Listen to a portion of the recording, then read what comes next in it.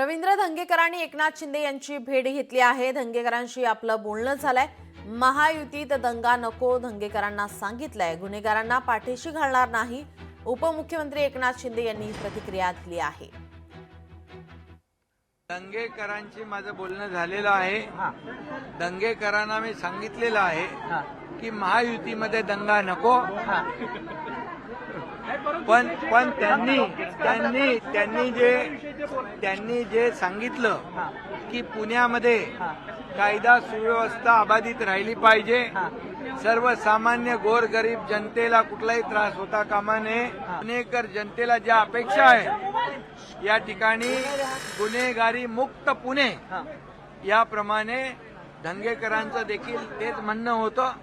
आणि म्हणून शेवटी आम्ही सरकार म्हणून कायदा सुव्यवस्थेचं रक्षण करणं ही आमची जबाबदारी आहे।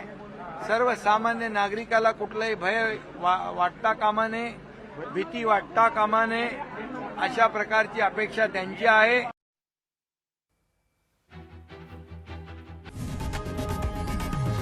लोकशाही मराठी ऐका, पहा, जागरूक रहा।